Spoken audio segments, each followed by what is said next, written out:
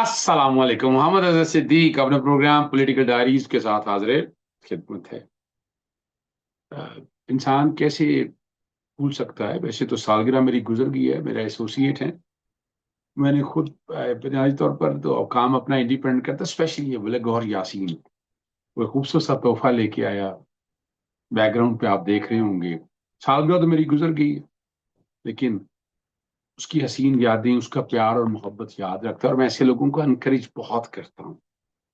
Iran ने बड़ा कदम क्या उठा लिया, क्या ये दुरुस्त था? और जस्टिस अथमल्ला का कलम चला और फिर बड़े लोग, क्या बुखला मूवमेंट शुरू होने वाली है। लेकिन अली अहमद कुर्द ने जो बातें की हैं वो तो बता ही कुछ और रही हैं, कुछ नजर यही आ रहा है। और इमरान खान से मुलाकात का केस सुप्रीम कोर्ट, मैंने ट्वीट कर दिया। कौन सा केस है?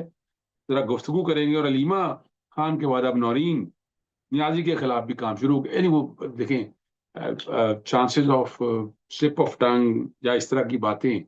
वो माँ है जिसका एक सा बेटा जो है इस वक्त जेल में है, तकलीफ में है। लाजमी नहीं है हर बात को अब गद्दारी से जोड़ें आप। ये मेरा नुक्ता नजर है। मैं आज भी समझता हूँ इस बात को बड़ा बारीकी से देखना चाहिए। जरा इन सारी चीजों पे गुफ्तगू करेंगे हम आपके साथ।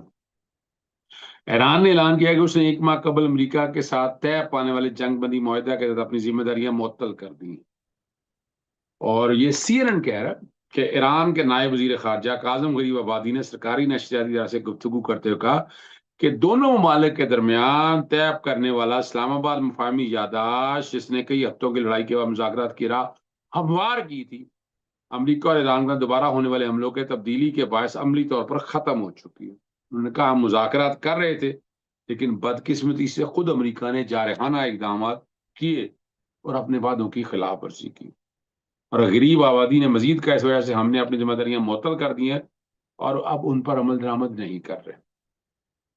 उन्होंने ये भी कहा है कि ईरान इस वक्त कौमी सलामती के दिफा पर तवज्जो दे और कभी भी किसी भी जारहियत का भरपूर और फैसला कुन जवाब दिया। जितना भी मुल्क है इतने बड़े ताकतवर लोगों के अगेंस्ट खड़ा है, सैल्यूट टू ईरान। ये बड़ी बात है। खड़े तो बहुत से होते हैं, लेकिन तारीख उनको याद रखती है जो मैदान में खड़े रहते हैं। तारीख किनको याद रखती है? जो मैदान में खड़े रहते हैं। यहाँ तो आपको नजर आ गया कि मैदान में कौन खड़ा हुआ है। आपको अंदाजा भी हो गया होगा कि मैदान में खड़े होने वाले लोग कौन होते हैं। ये जरूरी बात है समझने के लिए, सीखने के लिए। और बहुत बड़ी वादे तौर पर है। और ये भी कहा कि अमेरिका एक बार फिर देख चुका है कि उसके जारहाना इक़दाम से उससे कोई फायदा नहीं होगा। और दूसरी जानब ईरानी वजारत खारजा ने तर्जमान इस्माइल बकाई ने भी रवां हफ्ते ये कहा था कि तेहरान अमरीकी हमलों का मजबूत जवाब देता रहेगा और फिलहाल मुज़ाकरात का कोई इरादा नहीं। ये बड़ी बात है। तो मैं फिर बार बार कहता हूँ भाई, आलमी जंग अजीम अभी नहीं है, माजरत के साथ। वो वक्त आना है, वो कब आना है उसके लिए यहूदन नसारा का भी दोस्त नहीं हो सकते। जो उनसे दोस्ती करेगा उन्हीं में से होगा। वो हजरत इमाम मेहदी का ज़हूर है और हजरत ईसा अलैहिस्सलाम का तशरीफ लाना। हजरत ईसा भी बतौर उम्मती आएंगे। आका दो जहां हजूर नबी करीम सल्लल्लाहु अलैहि वसल्लम। वो एक दौर ऐसा आएगा जब ये सारे के सारे, फिर तबाही और बर्बादी तो है। क्या होगा, क्या छोटी छोटी मिसालें तो हम देखते रहते हैं ना। हल्का सा जल्जला आए तो क्या हाल हो जाता है, सैलाब आ जाए तो क्या हाल हो जाता है, वबा आ जाए तो क्या हाल हो जाता है। आप आपके सामने मिसालें मौजूद है। ये कुदरती आफात है, ये कुदरत का एक निजाम है जो चल रहा होता है सारा। और जुलाई है, आगे अगस्त है, एक महीना। और सितंबर से छुट्टियों के बाद वोकला ने तहरीक का ऐलान कर दिया। और ये ऑल पाकिस्तान वोकला एक्शन कमेटी है, अली अहमद कुर्द की सरबराही में तहरीक चलाएंगे।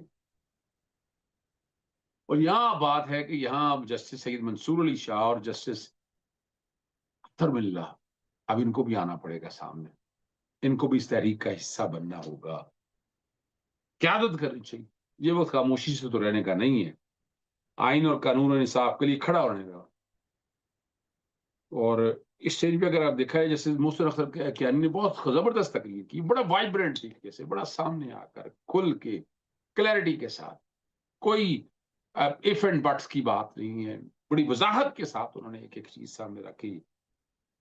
اور میں تو آپ کو پہلے کہہ چکا ہوں، مولانا فضل الرحمان سے شروع ہو جائیں اور چیزیں آگے کی طرف دیں، یہ نظام ختم ہوگا، تبدیلی آئے گی. یہ جسٹس مشرف تک نے کہا آئین بھی ٹھیک ہوگا اور نظام بھی. میں نے انکار کیا اور بھگت رہا ہوں، لیکن مایوس نہیں، بلکہ بڑا خوش ہوں چیزیں ایکسپوز ہو رہی ہیں اور پر امید ہوں کہ نظام ٹھیک ہو جائے گا. اور یاد رکھیے گا، انکار کرنے کا حق بہت اہم ہے. میں نے یہ حق استعمال کرتا ہوں.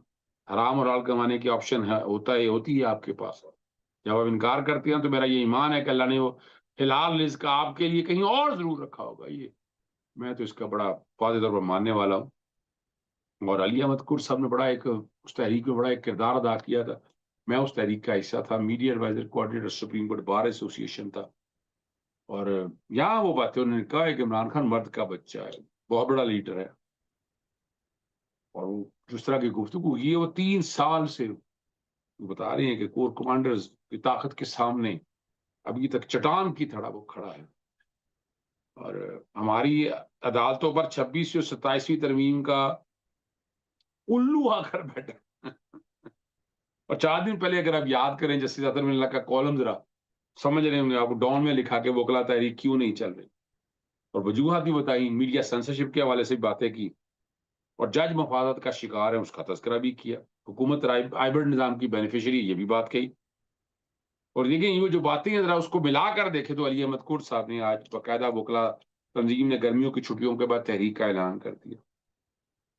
اب اس میں امید ہے کہ تمام ججز جو ہیں، جسٹس مظاہر علی اکبر نقوی صاحب بھی یقیناً میدان میں ہوں گے، ریٹائرڈ جسٹس جازو حسن صاحب بھی، جسٹس منصور علی شاہ بھی، اور جسٹس اطہر من اللہ بھی،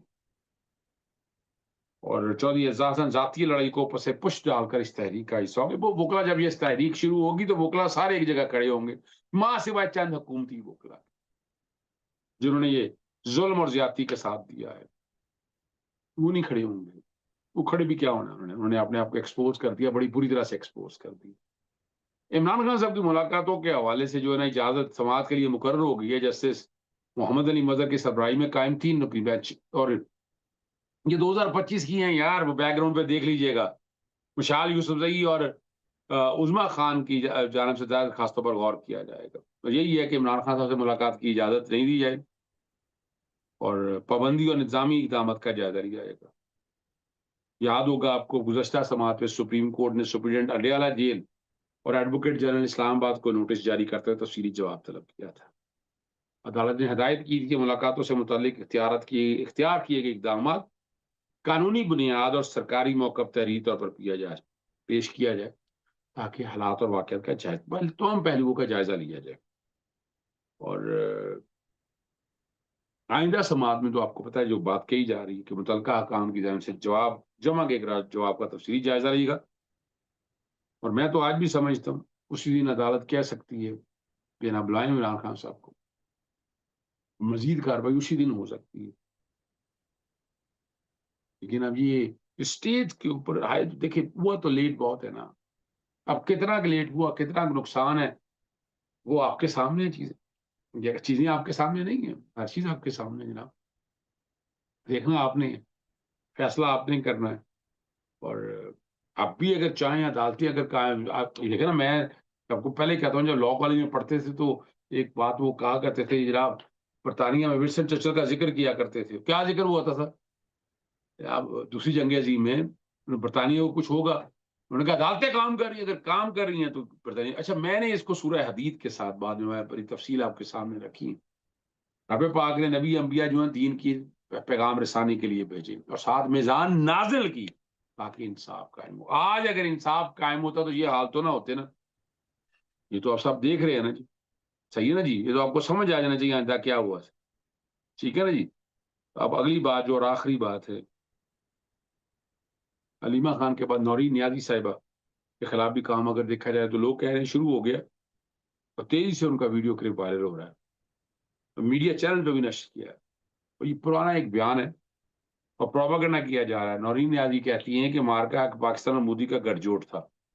بھارت نے اسرائیل کے کہنے پر پاکستان پر حملہ کرنے میں گریز کیا کیونکہ پاکستان اسرائیل کو تسلیم کرنے جا رہا ہے. اب یہ باتیں جو ساری یہ انہوں نے کہی ہے، بھائی میری بات کوئی نہیں ہے جناب، میرے منہ میں ڈالی گئی یہ باتیں ساری. اور ہمارا سوال یہ ہے آخر شہباز شریف و پارٹی کس بنیاد پر نومل انعام دلوانا چاہتی ہے ٹرمپ کو؟